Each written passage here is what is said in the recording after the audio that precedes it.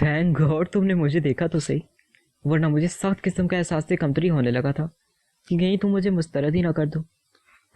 वो बहुत जज्ब भरे अंदाज से कह रहा था। हरीम दिलकशी से मुस्कुराई थी। प्लीज़ आप ऐसे मत बैठें, लोग क्या कहेंगे। उसने दाएं बाएं देखते हुए लजाजत भरे लहजे में उससे दरख्वास्त की थी। जनाब, हम तो आपके कदमों में बैठे थे, लेकिन अगर आपको पसंद नहीं तो उठ जाते हैं। वो हंसते हुए उठा और सामने सुर्ख गुलाबों के पौधे के पास खड़ा हो गया। ये मेरी तरफ से तुम्हारे लिए, प्लीज़ अपनी शॉल में छुपा लो। सिक्योरिटी गार्ड ने देख लिया तो मेरी मोहब्बत की पहली निशानी तुमसे छीन लेगा। उसके शौक अंदाज पर वो खिलखिलाकर हंसी, और वाकई सर्दी में कमलाया हुआ फूल उसने शॉल के नीचे कर लिया था। थैंक्स डियर, मेरी दुआ है कि ऐसे ही हंसती खिलखिलाती और मुस्कुराती रहो। उसकी बुजुर्गाना अंदाज में दी गई दुआ पर वो एक दफ़ा फिर हंस पड़ी थी। थोड़ी ही देर बाद वो उसे मेन कैफेटेरिया से नाश्ता करवा रही थी। दोनों के दरमियान बेतकल्लुफ़ी का रिश्ता तो पहले ही से कायम था, अब तो उसमें मज़ीद तेज़ी में आ गई थी। वो 3 घंटे गुजारने के बाद अपने होटल में वापस चला गया था। हफ्ते की छुट्टी की वजह से हानिया भी ढेरों फलों और जूसेस के साथ वहाँ आ गई थी। सालिया बेगम की तबीयत काफ़ी बेहतर थी और वो अद्वियात की गनूदगी की वजह से सो रही थी। हरीम हानिया का हाथ पकड़कर उसे मेन लॉबी की तरफ ले आई थी। खैर है ना, आज चेहरे पर बड़े अनार फूट रहे हैं। उसने एक लम्हे में उसके मिजाज की खुशगवारियत को महसूस किया था। वो उसकी बात का जवाब दिए बगैर अपने सेल पर आने वाली कॉल पर मसरूफ़ हो गई थी। हानिया ने गौर से उसे देखा। वो शायद घर से नहा कर आई थी। रॉयल ब्लू लंबी कमीज के साथ उसने चूड़ीदार पजामा पहन रखा था। लंबे बाल अभी शायद गीले थे, इसलिए पुश्त पर फैले हुए थे। हानिया को उसके सिल्की बाल बेपनाह पसंद थे। वो आज खासी निखरी निखरी से लग रही थी, वरना पिछले 2 दिन तो उसने बहुत रफ हुलिये में गुजारे थे। वो किसी को पार्किंग की तरफ आने का कह रही थी। खैर है ना, क्या कोई आ रहा है आंटी की आदत को? हानिया के सवाल पर उसने गर्दन की जंबिश से तस्दीक की। कौन है? हानिया मुतजस्सिस हुई। आ जाओ, बताती हूँ। वो बड़े उजलत भरे अंदाज से चल रही थी। अब मौसम खासा बेहतर हो गया था। धूप की वजह से सर्दी का एहसास फिजा में कम था। हानिया ने ब्लैक पैंट पर कास्नी सी कलर की शर्ट पहने एक शख्स को अपनी जानिब आते देखा तो वो बुरी तरह चौंकी। वो चेहरा कुछ शनासा सा लग रहा था। इनसे मिलो, यह है नौफिल। और नौफिल, ये मेरी बेस्ट फ्रेंड हानिया। हरीम के तारुफ पर वो एकदम सटपटा कर रह गई। हानिया ने सख्त हैरत, ताज्जुब और बेयकीनी से पहले हरीम और फिर उस शख्स को देखा जो कि मुतबस्सम अंदाज के साथ उसकी हालत से लुत्फ अंदोज हो रहा था। अब समझ में आई कि तुम इतनी लाइटें क्यों मारती फिर रही हो। हानिया ने उसके कान के पास सरगोशी ली थी। अच्छा तो आप हैं मिस्टर नौफिल यस्तानी? हानिया ने भी शरारती से अंदाज से उसे ऊपर से नीचे तक देखा था। उसके ज़ोमैनी अंदाज पर वो बड़े ख़ास अंदाज से मुस्कुराया था। अच्छा तो आप हैं मिस हानिया अलवी, जिनको मेरी जानिब से बहुत तहफ़्फ़ुज़ात लाहक हैं। उसने भी दो बदो जवाब दिया था। उसके हाजिर जवाबी पर वो खिलखिला कर हंसी और अपनी तरफ से उसकी तबीयत साफ करने की कोशिश की। जी जनाब, हम ही हैं हानिया अलवी। उसने बड़े अंदाज से अपनी हसरात जैसी गर्दन उठाकर सामने खड़े बला के पुरएतमाद बंदे को तीखी नज़रों से देखा था। आप अगर बुरा ना मनाएं तो आप अपनी तस्वीरों से ज़्यादा हकीकत में खासे माकूल बंदे दिखाई दे रहे हैं। हानिया की साफ गोई पर नौफिल के हलक से निकलने वाला कहका खासा जानदार था, जबकि हरीम ने बौखलाकर उसे देखा था, जो लापरवाही से अपनी उंगली में गाड़ी की चाबी घुमा रही थी। मोहतरमा, ये तारीफ है या मेरी तस्वीर की नाकदरी? वो भरपूर तरीके से मुस्कुराया था। ये तो आप ज़्यादा अच्छे तरीके से जानते हैं, वरना सच पूछें, आपकी बेल, बूटों, दरख्तों, पत्थरों और गमलों के साथ खिंचवाई गई फ़ोटो देखकर कम अज़ कम इस बंदी को तो बहुत मायूसी हुई थी। हानिया ने उंगली के साथ अपनी तरफ इशारा करते हुए अपने मखसूस मुंह फट अंदाज में कहा था। वो एक दफ़ा फिर अपना कहकर रोक नहीं पाया था। और इन बीबी को? उसने बड़ी तरंग से आंख के इशारे से हरीम से पूछा था, जिसके लबों पर मुस्कुराहट और आंखों में रोशनियों के सोते फूट रहे थे। یہ بچی ماشاءاللہ بڑی صابر، شاکر اور قناعت پسند واقع ہوئی ہے۔ ہانیہ کی بات نے اسے جواب دینے سے بچا لیا تھا۔ تھینک گاڈ، ورنہ میں بیچارہ تو مارا گیا تھا۔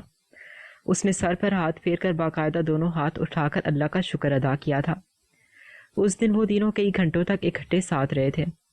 ہانیہ نے ماما سے اس کا تعارف اپنے کولیگ کی حیثیت سے کروایا تھا۔ وہ اس سے مل کر خاصی مطمئن تھیں اور بار بار اس بات کا اظہار اسے سیل فون پر ٹیکسٹ کر کر کے کر رہی تھیں۔ اس دن ہانیہ نے دونوں کو میرٹ میں لنچ بھی کروایا تھا۔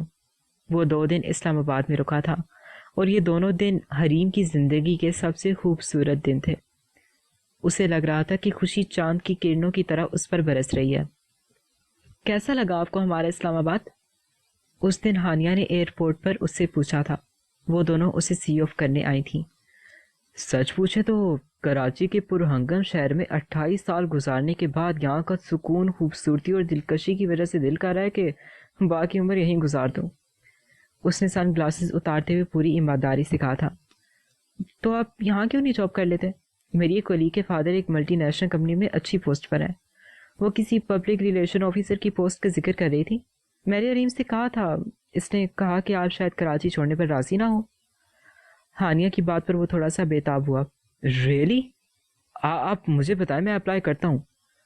اس نے اجلت میں کہا تو ہانیہ اسے تفصیل سے اس جاب کے متعلق بتانے لگی، جسے سن کر وہ خاصا مطمئن نظر آ رہا تھا۔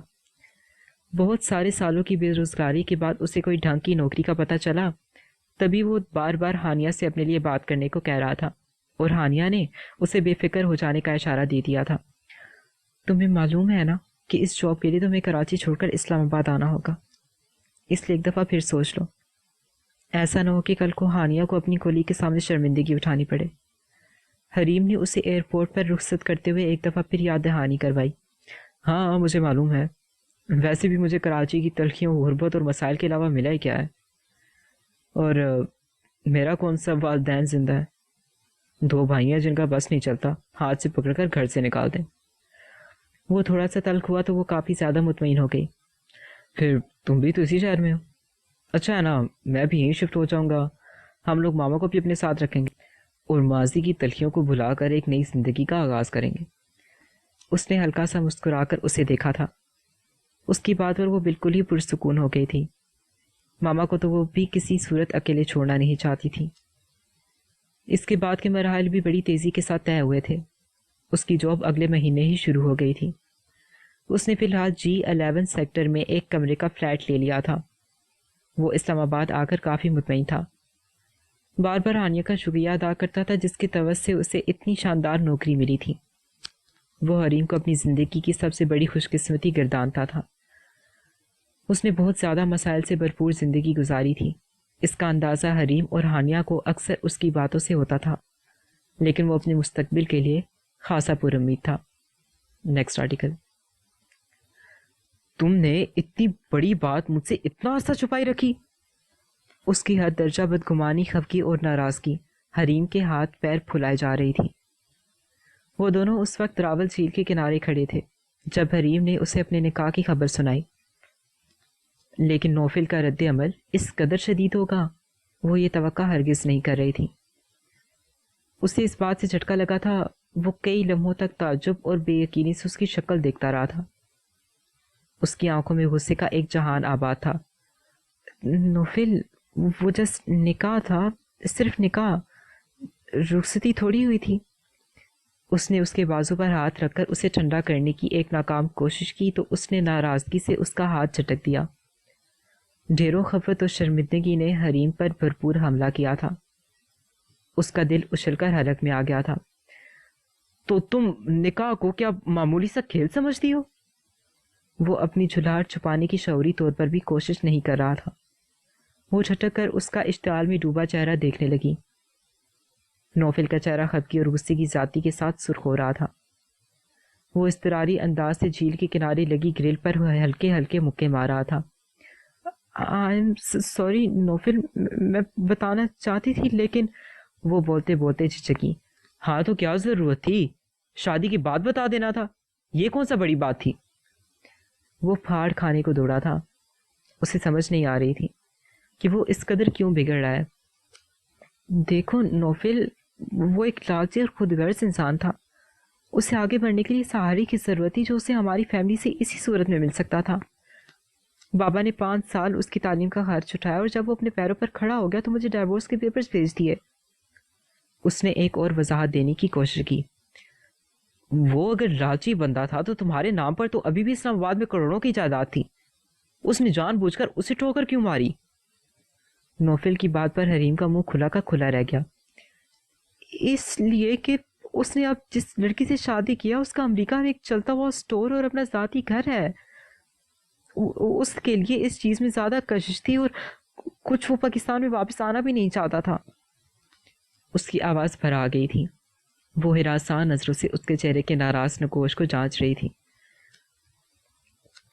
تمہیں اگر یہ بات بری لگی ہے تو وقت کی ڈور ابھی بھی تمہارے ہاتھ میں ہے. میں تمہیں کسی بھی چیز کے لیے اصرار نہیں کروں گی. اس نے خود پر بمشکل قابو پاتے ہوئے اپنی بات مکمل کی تھی. وہ بہت عجلت کے ساتھ پارکنگ کی طرف چل پڑی تھی جہاں اس کی گاڑی کھڑی تھی. اس کے حلق میں نمکین آنسوؤں کا ایک گولا سا اٹک گیا تھا. وہ دھواں چہرے کے ساتھ ارد گرد کے لوگوں کی حیرانگی سے بے نیاز تقریباً دوڑتی ہوئی اپنی گاڑی کی طرف جا رہی تھی. اس کا دل کر رہا تھا کہ وہ لوگوں کی پرواہ کیے بغیر فٹ پاتھ پر بیٹھ کر بلند آواز میں ہچکیاں لے لے کر روئے. وہ دھندلائی ہوئی آنکھوں سے بمشکل گاڑی تک پہنچی تھی. فرنٹ سیٹ کا دروازہ کھول کر وہ اندر بیٹھتے ہی اسٹیئرنگ پر سر رکھ کر دھواں دھار رونے لگی تھی. اگلے 15 منٹ تک وہ روتی رہی تھی. اس کا خیال تھا کہ وہ اس کے پیچھے ضرور آئے گا، لیکن اس کا خیال غلط ثابت ہوا تھا. وہ بمشکل گھر تک پہنچی تھی. اس نے گاڑی بھی گھر کے باہر ہی پارک کر دی تھی. اپنے گھر جانے کی بجائے ہانیہ کی طرف آ گئی تھی. اس کے حد درجہ رنجیدہ انداز اور سرخ آنکھوں کو دیکھ کر وہ اسے اپنے کمرے میں لے آئی. کوئی بات نہیں، وہ تھوڑا سا ہرٹ ہوا ہے، اسے سنبھلنے کے لیے کچھ وقت دو، بے فکر ہو، وہ تمہاری طرف ہی آئے گا. ہانیہ نے ساری بات سن کر اس کے کندھے کو سہلاتے ہوئے دلاسا دیا. اگر وہ نہ آیا تو؟ حریم کی آنکھوں میں مچلتے اس سوال سے ہانیہ نے صاف صاف آنکھیں چرائی تھیں. بے وقوفی والی باتیں مت کرو. اگر اسے تم سے محبت ہوئی تو وہ کہیں نہیں جائے گا. اب اتنا ناراض ہونے کا تو اس کا حق بنتا ہے نا. ہانیہ نے اس کی طرفداری کی تھی. میں نے پارکنگ میں پورا آدھا گھنٹہ اس کا انتظار کیا کہ شاید وہ میرے پیچھے آ جائے. لمحہ اذیت میں گزارا. سیل فون کو ہاتھ میں پکڑ کر بیٹھی رہی کہ شاید اس کی کال ہی آ جائے. گاڑی ڈرائیو کرتے کرتے کئی دفعہ ان باکس چیک کیا کہ شاید اس کا کوئی ٹیکسٹ ہی آ جائے، لیکن وہ پھوٹ پھوٹ کر رو رہی تھی. ہانیہ کا دل دکھ کے گہرے احساس کے ساتھ بھر گیا تھا. اس کی شکوہ کناں نظروں کا سامنا کرنا اس سے اس وقت دنیا کا مشکل ترین کام لگ رہا تھا. اس نے بہلا پھسلا کر اسے گھر جانے پر راضی کیا تھا. وہ حد درجہ پریشان اور مضطرب تھی. وہ ساری رات اس نے ایک اذیت میں گزاری تھی. ایسا لگتا تھا کہ دل ایک ضدی بچے کی طرح ایک ہی چیز کے لیے مچل گیا ہو. کوئی بھی دلاسا، کوئی بھی ترغیب اس کو بہلانے سے قاصر تھی. ساری رات تکیا اس کے آنسوں سے بھیگتا رہا. سوتے ہوئے بھی اس کا دماغ جاگ رہا تھا. کسی بھی میسج کی ہلکی سی بیپ پر دل خوش فہم دھڑک اٹھتا تھا. وہ پاگلوں کی طرح ٹیکسٹ کھولتی، لیکن اس کی امیدوں کے غبارے سے فوراً ہوا نکل جاتی. اس کی آنکھیں مقناطیس کی طرح وال کلاک کے ساتھ چپکی ہوئی تھیں. لگتا تھا کہ ظالم وقت ٹھہر سا گیا ہے، لیکن رات کوئی بھی ہو اس کو گزرنا تو ہوتا ہی ہے. وہ آصف زدہ رات بھی گزر ہی گئی تھی.